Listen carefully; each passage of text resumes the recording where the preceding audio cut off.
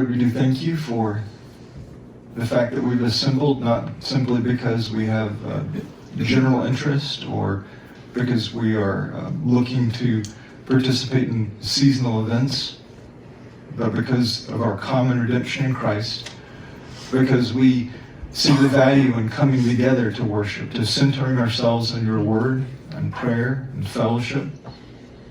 We pray for those who are present. I thank you for assembling each one who is here. We recognize that providential circumstances have both drawn people here and restricted people. And so we thank you for those who are able to be here in the immediate context and the encouragement that they provide, the fact that you have written this page of their story in such a way that they are participating in the worship service, providing mutual encouragement, hearing from the scriptures, singing together. We do ask that we wouldn't just focus, though, on the benefit and our participation, but the fact that this is all centered on you. When we sing, we do hear each other, but we're declaring your excellencies back to you. We're affirming that which is true. When we read the scriptures and we hear them taught, we're not just growing in intellectual and general knowledge of a book, or rather we are submitting ourselves to the glory of your revealed word. And when we pray, we're not just speaking for the benefit of others. We are engaging you, and we're crying out to you. We're petitioning. We're affirming. We do hear, and we affirm this together as well. So we thank you for the dynamic and the blessing of corporate worship. Thank you that you've provided the means by which we can do this in this context. We couldn't have anticipated it this way. And we couldn't have anticipated when we were in seasons of frustration or confusion regarding the homeless condition of the church, or the dynamic transitions, even the dynamic element of what was such a severe disruption to the world. It's not that we're unique in some ways, but it demonstrates your care, that if you care for the sparrows and know the hairs of our heads, we do have a mindful awareness that you care for this church. In the midst of so many things, you used providential circumstances to open doors. And so we rejoice in that. We give thanks to you. We don't want to just petition and cry out to you and fail to give thanks. So we do give thanks to you. We're mindful of those who can't be present because of illness, because of physical restriction, because of a variety of things, sometimes work and other responsibilities restrict us. So do pray that they would find encouragement from this body, and that we would be a blessing to them, an intentional, faithful encouragement to them. And for those who are to participate remotely, that it would awaken all the more and inform all the more the desire to be present when possible, but that they would be encouraged by the fact that they're still able to participate in terms of hearing and being available in that regard. So we thank you for the blessing that has provided for some of our people as well. And we do thank you for the gospel witness going to Samoa. We thank you that what would so often be a challenge to a big view of God, it was answered in a way that didn't have to be. You can do these things in silent and secret, and your ways are still good and perfect. You don't owe an explanation, but in your kindness, you give such a beautiful demonstration of how you disrupt the lives of sailors and you frustrate the plans of men for the advancement of the gospel in ways that couldn't have been anticipated. So we rejoice in that, and we rejoice that you interrupted the lives here in a variety of ways. Many people grew up in Christian homes or with Christian influence, and some were without Christ and without witness, and you generously interrupted lives, and you opened eyes and transformed hearts. And so we thank you for that. And we ask that we would participate with your church throughout this world as worshipers, even as David will call us to this morning as we examine Psalm 34 and we work through the exhortation, even the commands that he would give. We are worshipers, and so help us to demonstrate and to posture and live accordingly, to be confident in you, to have a righteous and high view of you. Help us now as we center ourselves on the scriptures. Help me to be clear, not just in terms of amplification through microphones, but through laboring and expressing the truths of your word. And help those who are here to be receptive, and for all of us to be transformed by the kind work of your Spirit. We pray in Jesus' name. Amen. So this morning we're continuing what is now developed into a three-part series on Psalm 34 that aims to complement our work in 1 Peter. So you can see on the cover slide that it actually has 1 Peter, and you might think, what's the connection? Well, we're going to develop that, and it's going to honestly prepare us. I'm going to use this as an introduction to our next major thematic section of the book of 1 Peter, namely suffering. But to present, we've established the foundation of salvation, a work of the triune God, chapter 1 through chapter 2, verse 3 in 1 Peter. And then we saw and we worked through Peter's engagement of the believer's identity, chapter 2, verses 4 to 10. And then most recently, we've worked on our conduct, namely chapter 2, verses 11 through chapter 3, verse 12. But how does this fit to Psalm 34? What's the relationship there? Or are we just taking a pause from 1 Peter because he happened to quote from Psalm 34? Well, there was a mild advantage to that because he's drawing from Psalm 34, and there was some transferable principles, but I want to draw out for you that I'm persuaded that it makes a helpful thematic introduction to this section on suffering. David knew suffering, but he also knew worship and obedience. He knew the very principles and precepts that we've been working through and will continue to work through. But more specifically, I hope to make clear that these thematic subjects in 1 Peter proved consistently true in the experience of God's people. It's not just that Peter came up with some wonderful instructions, but this has been the pattern that God has demonstrated throughout redemptive history. Because again, David will speak of things such as salvation, identity, conduct, as well as suffering, and this with a view to deliverance. Now, as we engage this psalm today, I'm mindful that we have immersed in the Christmas season right now. So there's a reason that we picked certain hymns. As Pastor Frank has mentioned many times, the theology of Christmas hymns tends to be quite dense and rich. But there's also another reason. It is true that they're theological, but it's also the season that we're in. We're mindful of that. And so I'd like to begin our time with some things that we can learn from challenging Christmas traditions and see how they can prepare us for our engagement with Psalm 34 and ultimately 1 Peter as well. So there are a variety of opinions, likely here present, a variety of opinions, a variety of convictions, practices regarding how to celebrate Christmas, while also maintaining a balance between a worshipful disposition and operating within a culture that gives incredible attention to customs and traditions. And I think we do well to have charity among one another in this regard. It's not, oh, I can't believe that they do this practice. Or, well, they have no Christmas spirit. It's a matter that we can express a lot of charity. So with that being said, there are many here who will exchange gifts this next week. So we're already to December 20th. The year it seemed like it slowed down in a lot of ways, and now it's about to conclude. So we're December 20th. Many people are going to be exchanging gifts. Maybe they're already in the practice of that. And gifts that will include the necessity to, especially for a lot of the fathers out there, and maybe some of the mothers, I'm sympathetic to the fathers, the necessity to assemble, to set things up, maybe even nowadays to program things. I mean, you didn't have to program a bicycle or Legos. Well, now you do have to program Legos. The meals have proven me otherwise. So there's all kinds of things, these processes. And with this process will come the unspoken tradition of anxiety, frustration, and for some even fits of anger. And because you have taken the time to research, and maybe you don't research. I do enjoy researching even if it's within the scope of shopping. I want to know that those reviews are really the best reviews. I want to know that's the best product. So you've researched, you've shopped, you've endured the lines, you've purchased, you've prepared a gift for a loved one, and then it doesn't work. It won't assemble correctly.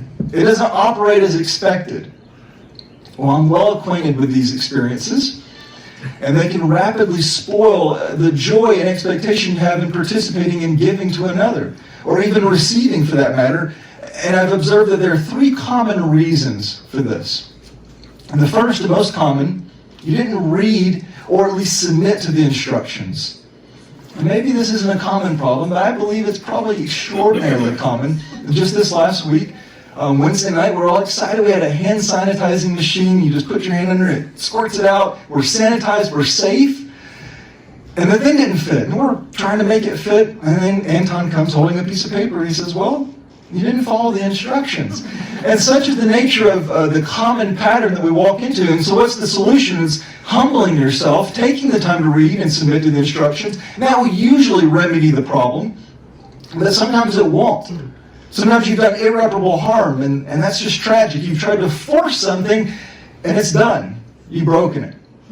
Now, the second reason that we may not want to accept is that maybe we lack the knowledge or the skill to execute the instructions. We have the instructions, but we just don't know how to do it. Or we have the instructions, and we just don't have the capacity to do it. We lack the skill. We just cannot do it. We're not strong enough. Maybe we're not smart enough. We're not skilled enough. It's just what it is. You need to get help. And if I'm in that situation, I will ask for help after the season of frustration and has subsided some. Because it's embarrassing. But sometimes we need help. And the third reason, perhaps the one that is rushed to most quickly with or without supporting evidence, is that you've been deceived. All those reviews, you did your due diligence, you looked into the product, you saw the commercials, but you've been deceived, or it failed. It failed. Therefore, maybe it's that the instructions or their application are deficient. The promises and assurances, maybe they were exaggerated or falsified. I think about the experience as a little kid having water guns. It squirts up to 30 feet. Maybe if you're on a building, it will, but it just doesn't. Or maybe they were made in good faith to be true, and they work in a testing environment, but they don't hold up in real life. But that's stuff, right? Stuff comes and goes. It breaks, you buy it, you replace it, you get frustrated, you forget about it. That's stuff. But my concern is that's also how we might consider the truths of the Scripture and the God of whom they testify.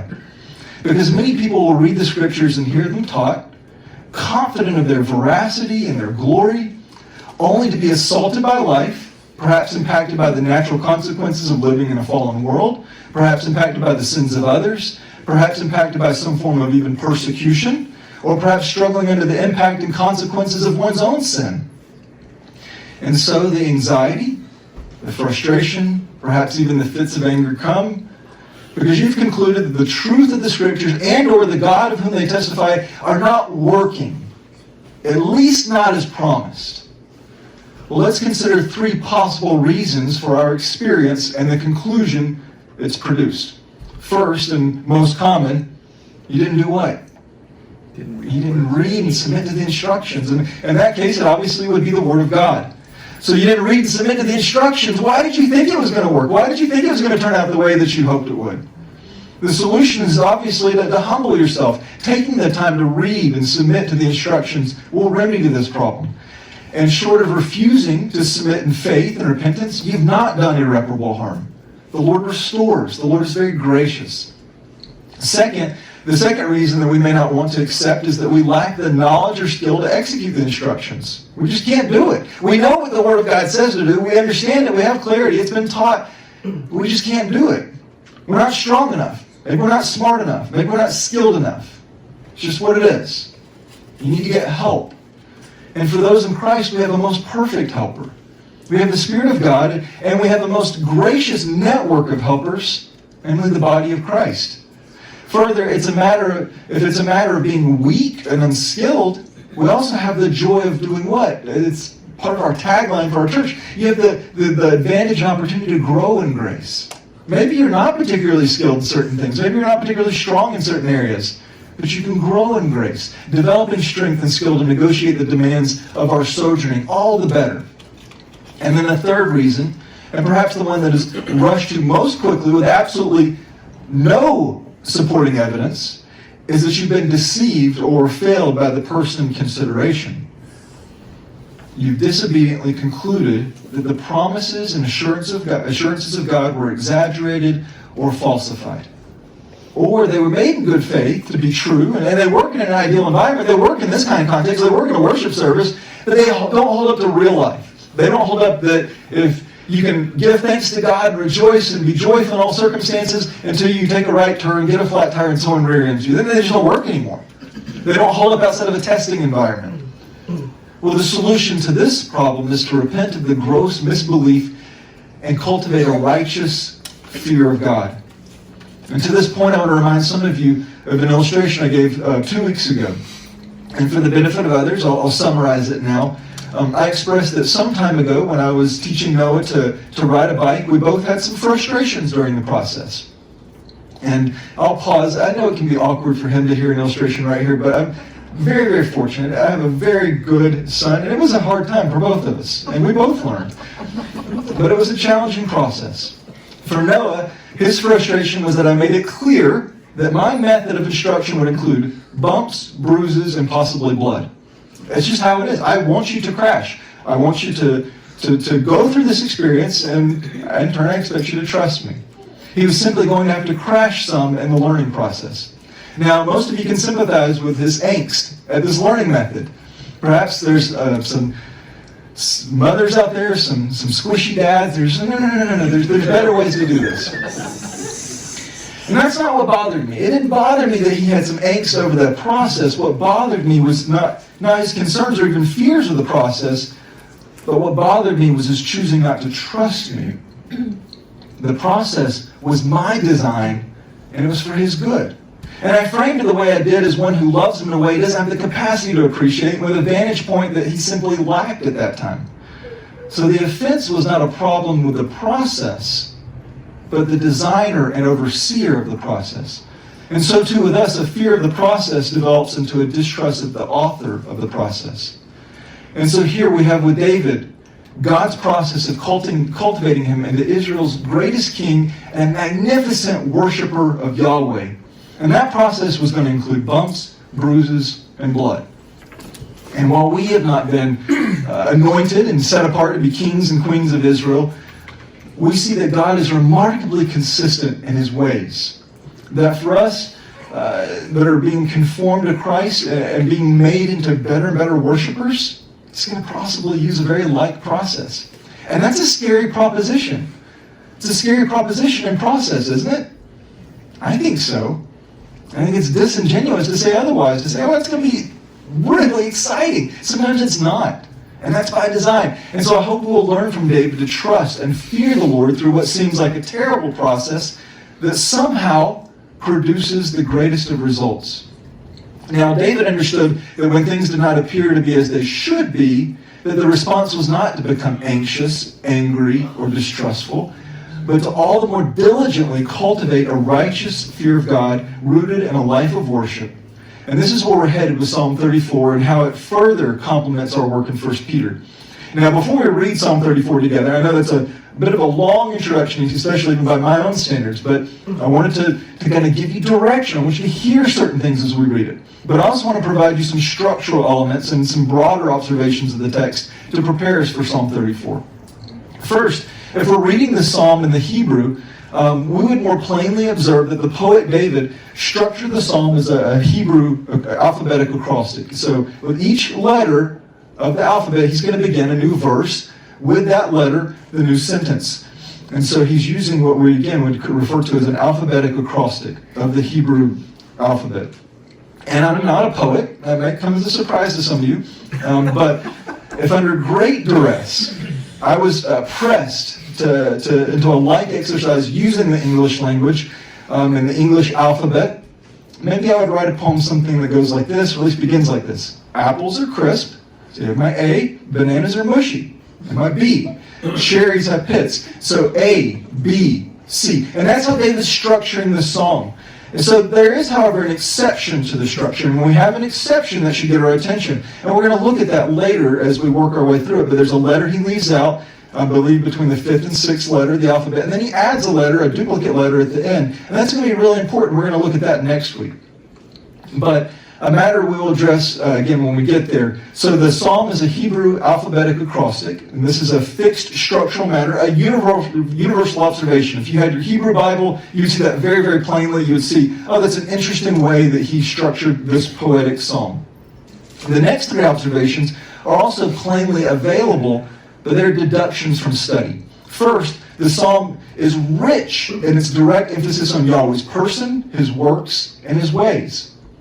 And you might say, well, of course it is. It's the scriptures. What else would it be talking about? And yes, you're right. But not all passages and not all psalms make this densely concentrated of an emphasis on Yahweh's person, his works, and his ways. And you can see that there, how often he's directly referenced to, how often pronouns are used, proper names. Now, that might seem like a very elementary observation, but it's an extremely valuable one, especially as we view this through the vantage point of struggling and suffering. It's good to understand our Lord, His works and His ways, especially again in view of our suffering and how that complements it, informs it.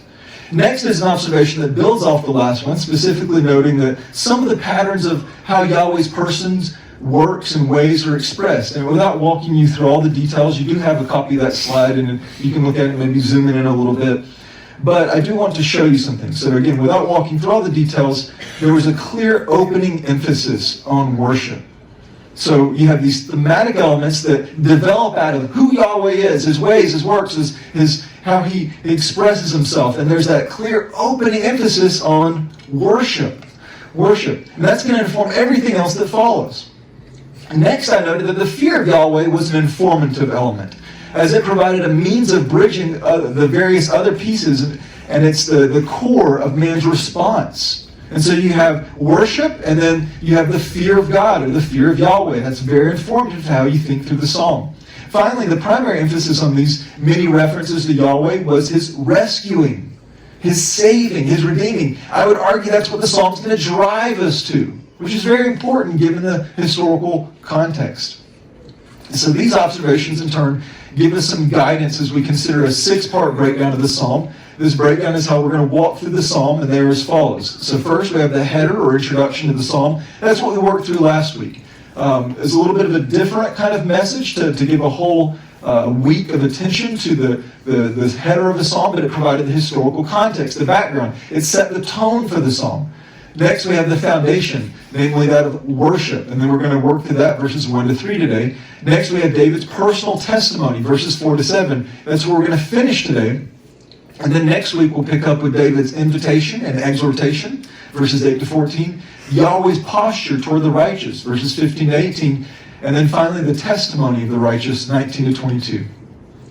Now, that's a lot to give you up front. We haven't even read the psalm yet, but I wanted to set the tone. I wanted you to have a lot of things that you have to hold on to. Maybe you can't hold them all simultaneously because it was brand new giving it to you, but as much as you can hold on to that, I want you to keep those things in mind as we read Psalm 34 and as we begin the work of the work and labor of going through and examining the text together. So let's begin Psalm 34.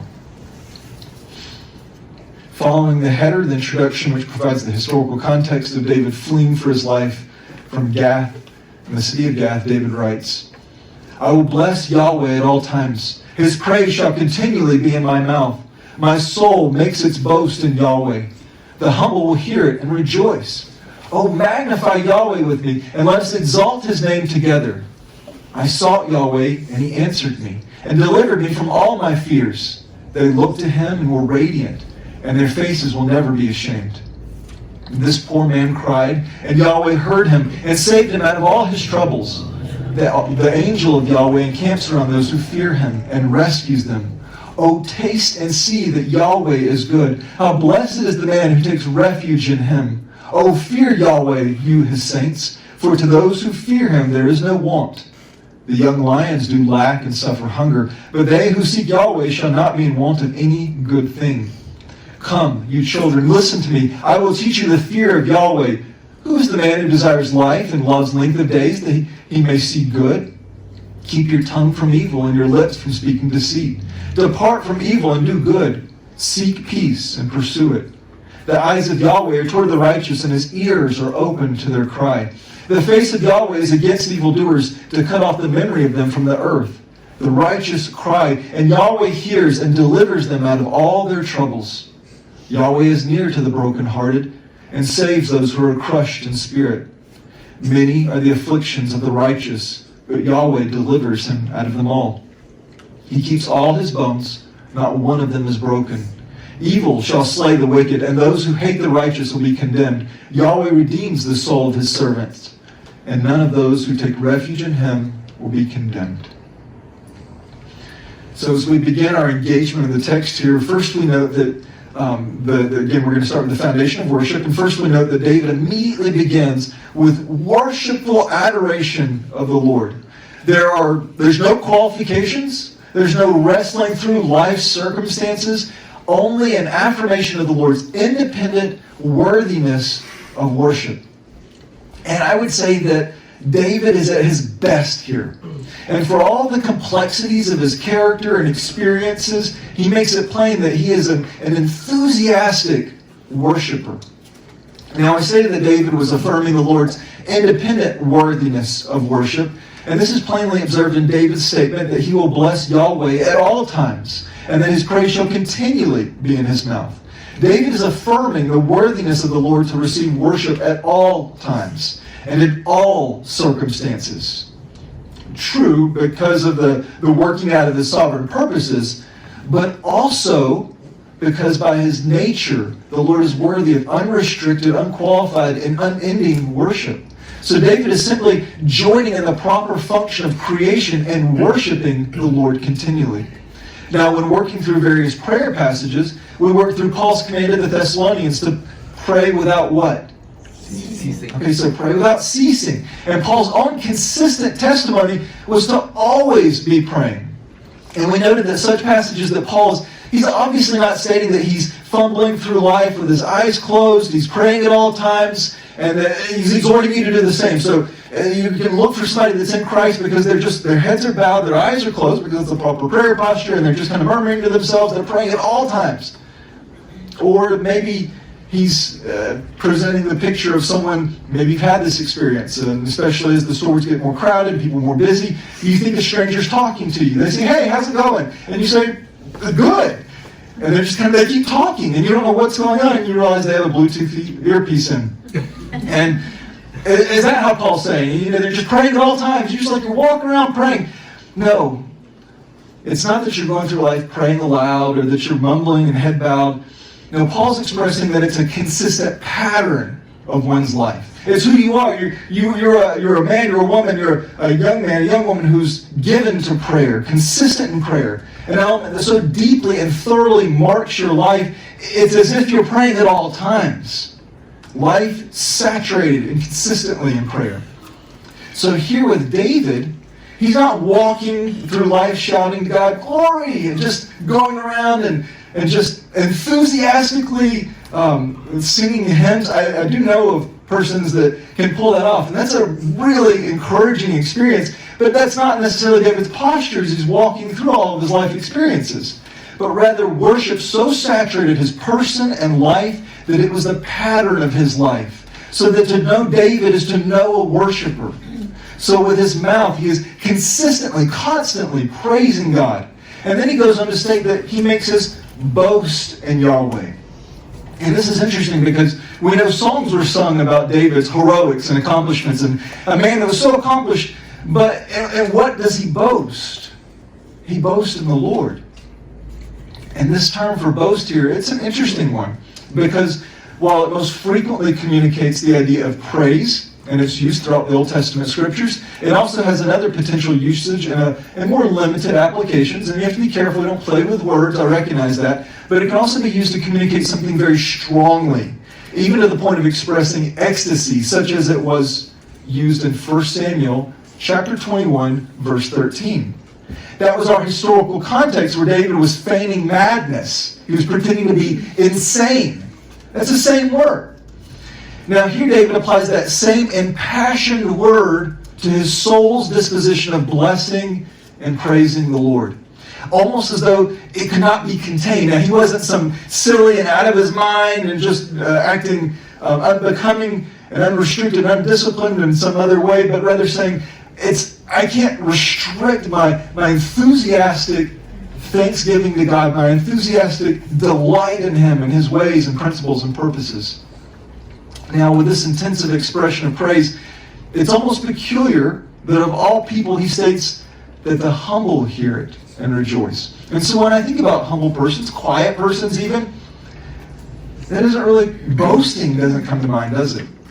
I tend to be more quiet and reserved when I'm not in a teaching context, and people that are excitable, I have to develop I have to prepare myself. And so I think about those who are humble, and then David says, the humble are rejoicing in his boasting. But when you consider the nature of this, they are the most natural company to rejoice in David's worship in this manner, as it is the humble who have a proper self-awareness and therefore have a proper God awareness. Or to state it another way, they might have a right and humbled view of themselves and a right and esteemed view of God. Therefore, when they see this intensive expression of praise to God, this life posture toward praise to God, it secures their own joy as well. They are enthusiastic. They're joining in their gratitude and affections toward the Lord.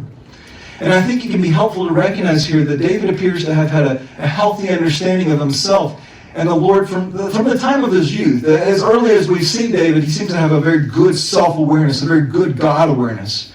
But he also has become uniquely esteemed in his success and his abilities, even by natures of being anointed the king, the future king of Israel. And the Philistines in Gath, among the things they said, isn't this the king of the land?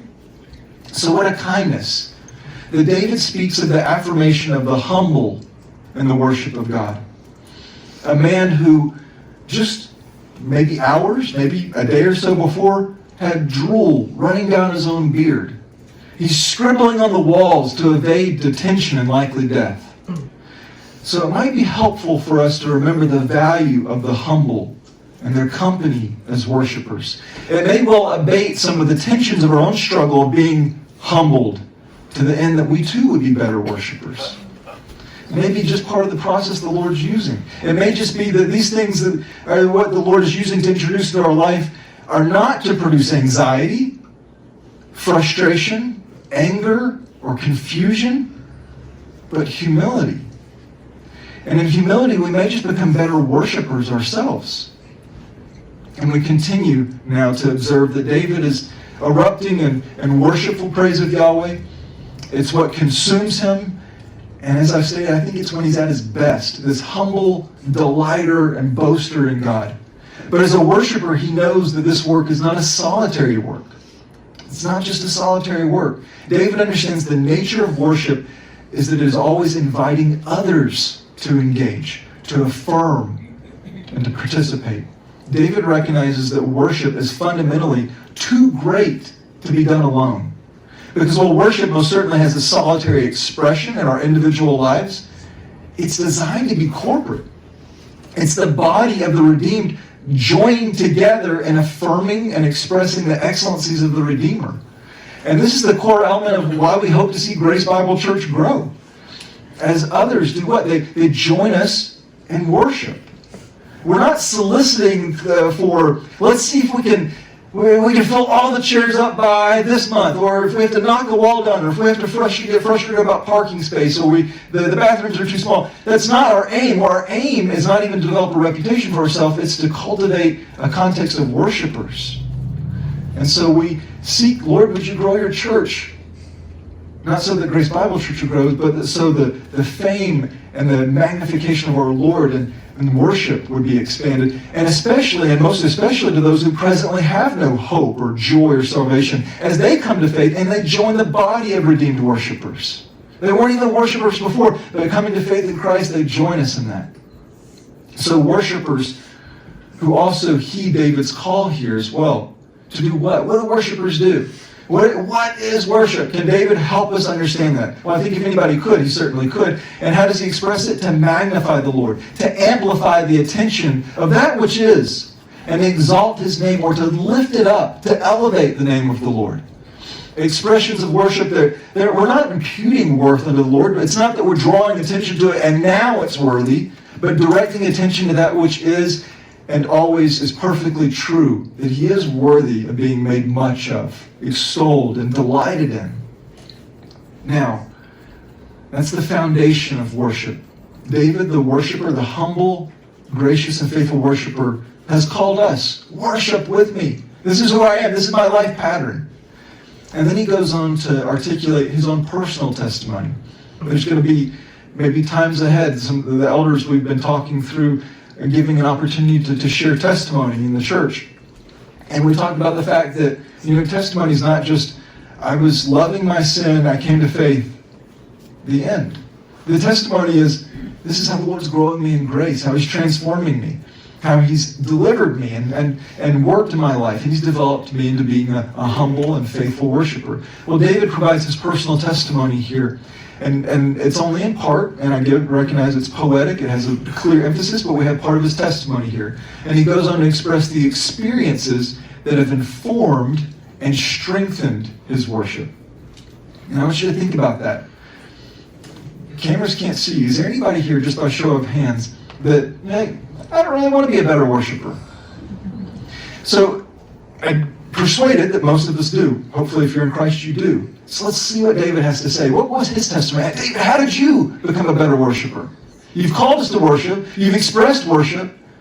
And here we see experiences that were rooted in struggle and suffering, but that personally demonstrated for him the sufficiency and majesty of the Redeemer. And so much of what is encapsulated in these sweeping statements were unsolicited experiences. I cannot imagine David wanting to be in a place of needing to be delivered, to be saved, to be rescued, to having to humble himself and to cry out for help. Can you imagine him ever planning his day in that way? Saying, I hope we have this cordial disagreement and he tries to pin me against the wall. And then maybe we'll resolve that, and then he'll try to pin me against the wall again. And then I'll be on the run for my life, and I'll have to figure out how to get some resources, and I'll have to be cunning and crafty and a little bit deceptive at times. And I'm the sworn enemy of this group of people. I think I'll flee to them. And then act like a crazy guy. And then go into a cave. Not necessarily what he would have willfully planned for himself. But this was the story that the Lord wrote for him. A testimony of struggle that would yield to a testimony of the Lord's great care and deliverance. And because of these struggles and experiences with suffering, David knew and declared magnificent things about the Lord. We are indebted to his struggle. He has become a better worshiper and would solicit us to do the same. And if you think again of David's his context, so much struggle, so much pain. But when it's all said and done, I'm confident that someone would have proposed to David, would you rather have a life of ease and be a casual worshiper of Yahweh? You could have enthusiastically led the people, and we certainly know that was your temperament. You enjoyed those things. Would you have been satisfied with that? Maybe an easier, more natural, expected context, especially as an anointed king of Israel, a humble guy, a great warrior. Would you prefer that life of ease and to be just to be a casual worshiper? Or would you rather be on the run for your life, lack provision, have to act like a crazy man to escape sure death by the sworn enemies of your people, but in turn, be a better worshiper? I think you'd look over and see David lacing his sandals up and saying, I guess it's time to run. Not going to pack the bags, got to go. He's embracing himself for the struggle and in anticipation of the outcome. So I would ask, what of you? The boys like to play the game. Would you rather this or this? And it's always terrible things. But this isn't terrible, is it? Would you rather have a common life with common experiences and common struggles, or bumps, bruises, and blood? Suffering and struggle that you might be humbled, broken, sometimes confused, frustrated, but ultimately a better worshiper. That's a frightening and yet that's a glorious proposition, isn't it? You have to hold them in tension. You can't say, well, that's fine, because I know the Lord will rescue me. I don't know about you, but at least as children, if you ever got on a roller coaster, and even now as adults, you got a few more pieces of the puzzle put together, and by experience, and engineering, and you know that when the roller coaster gets to the top, it's not going to fall off. You're probably not going to fall out, but there's that moment. You're at the top, and you're thinking, this is unnaturally high. And what I'm about to do to my body is not probably good, having it thrust at this force. But you're confident. You're confident in the process. You're confident in the outcome. And here we're asking, are you confident in the process and the outcome? Because it's frightening and yet glorious. And I hope that reminds us of something from 1 Peter and the letter, as we've engaged already, that present suffering will yield to what? Oh, you've been listening. Present suffering, yielding to future glory. And part of the outcome of that process is not just our blessed hope, but also our worship back to the Lord. But he's cultivated through that process. It's not that, we're going to get out of it. It's that we're going to get out of it and be the better for it. But back to David. He begins by stating that he sought Yahweh, and Yahweh answered him, delivering David from all his fears. Fears that were very real, very weighty. But they were quickly vanquished by the Lord, who hears his beloved and is pleased to deliver them. David did not go on some great quest in search of God. He did not accomplish some magnificent feat. He was a truth-rich but broken man who sought help and was answered. He was delivered. He was not sympathetically consoled, but delivered. This is something more than his friends, his family, and counselors could provide. It was the Lord who delivered. It's always the Lord who delivers.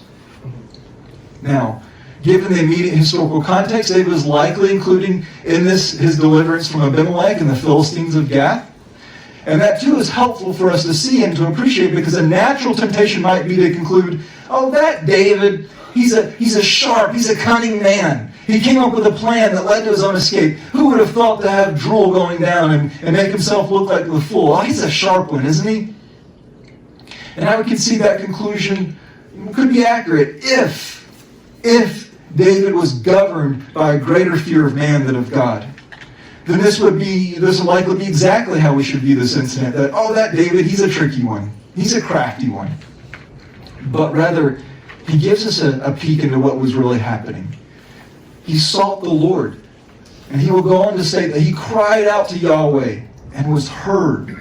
David made a shrewd decision to act like a madman. Yes, he did make a decision, an incredibly embarrassing but practical means of escape. But even in this, his disposition was one of a greater confidence in God, a greater fear of God. Therefore, he saw this escape not as a product of his own creativity, but the Lord's great mercy. And because of this elevated and right view of God, even the most strange moment of suffering produced worship. It even produced a deliverance from shame and embarrassment. And he states this in verse 5 of the radiant, the confident, joyful faces of the righteous. Faces that will never be ashamed.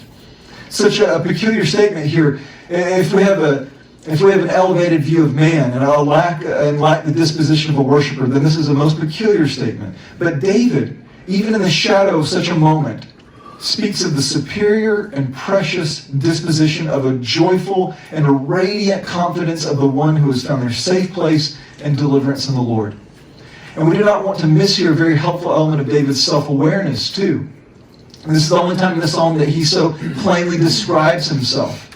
And it's not as a warrior, a shrewd fugitive, or even the anointed king. But he describes himself as this poor man. And some might understand this in view of the fact that as a fugitive, he already had to go to questionable means to secure food and provisions. He was lacking safety and shelter. But I see it otherwise. I see this as an expression of righteous humility. And Jesus esteemed and valued such poor and afflicted persons. A matter that we're going to return to next week as David speaks to the brokenhearted and crushed in spirit. He doesn't pity them. He says the Lord is near them.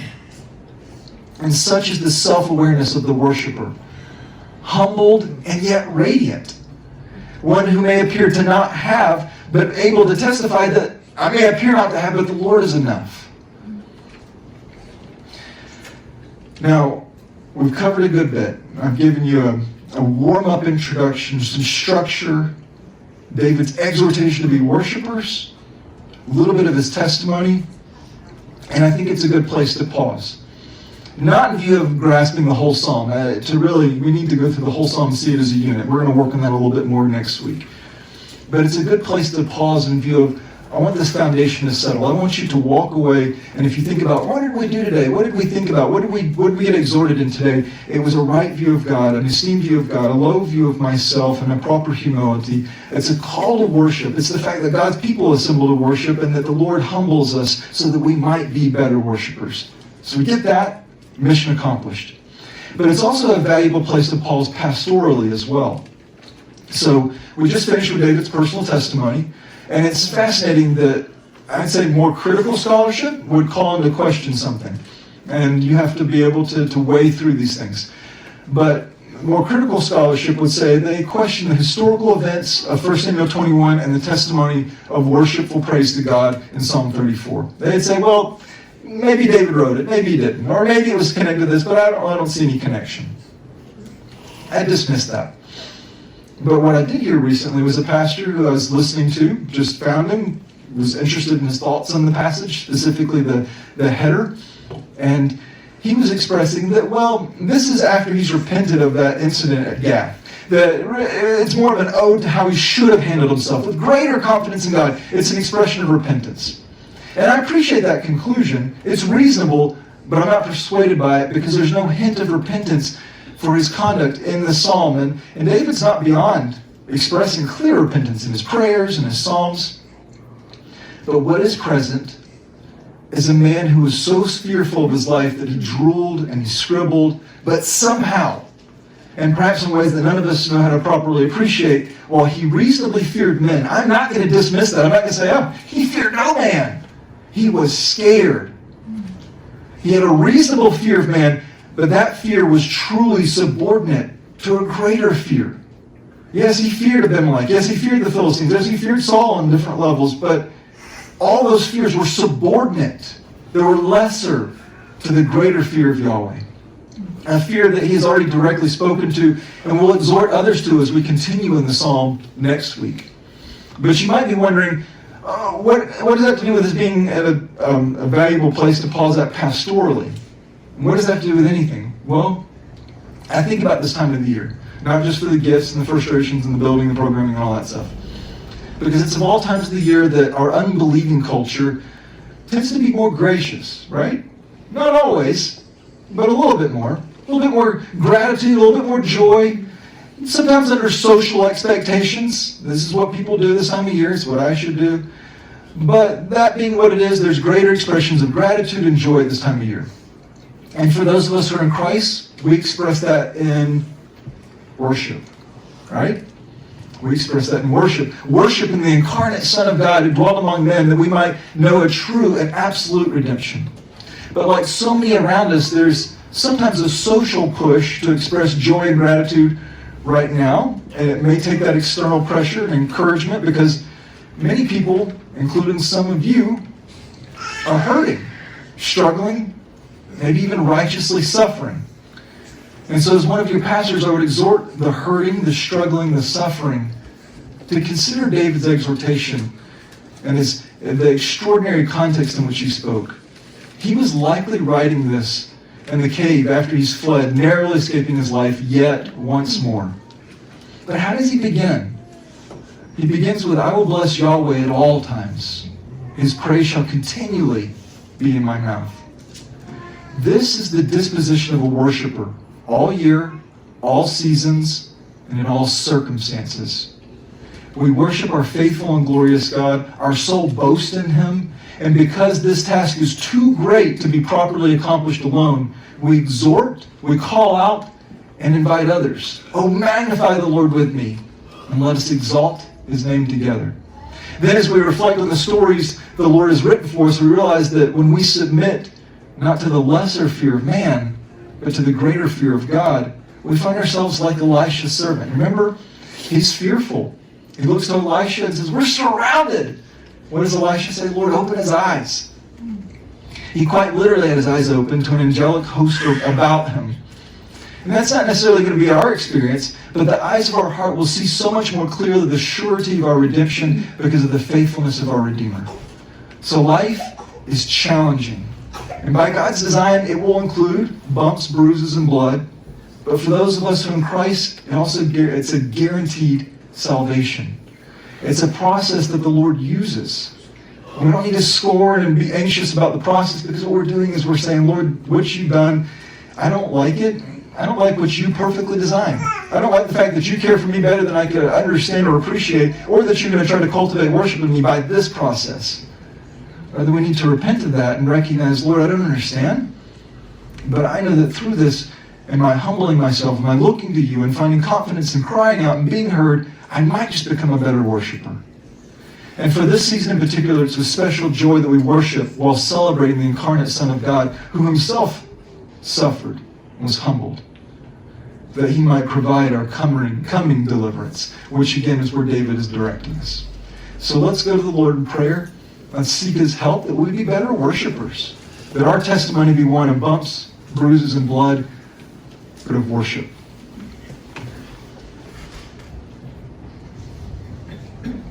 Lord, we thank you. We thank you for the sure testimony of David. We thank you for the fact that he looked to you, he's confident, that he recognized that when he cried out that it was not in vain, it wasn't just some, I'll give this a try because I have no other hope. It was, my hope is in the Lord, therefore I will cry out.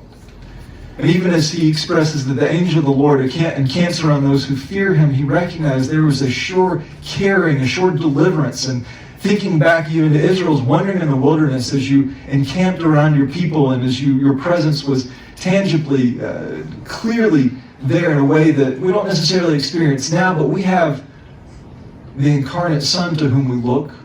We have the sure promises that you provided.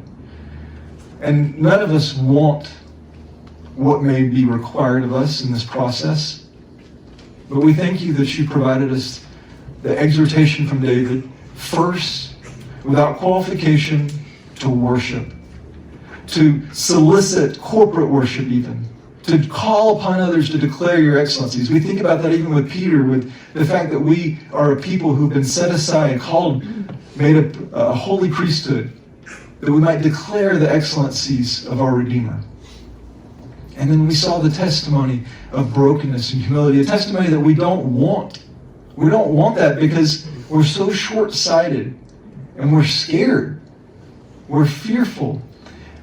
But Lord, help us to submit that anxiety and that fear and that lack of confidence to you, and to submit sometimes even a reasonable fear to a greater fear of you, recognizing that there's comfort and safety in this, recognizing that you are good and you will accomplish your purposes, and that you haven't called us to settle to be people that just worship through general affirmation that yes, the Lord delivers his people, but we might just experience it in a way that we can say, yes, I know the Lord delivers his people. So we give thanks to you, Lord, and we ask that you be pleased to work in our hearts. And even as we celebrate the incarnation of the Son, may we remember the brokenness of the Son as an act of worship and an act of drawing worshipers to yourself. And for this we give thanks. In Jesus' name, amen.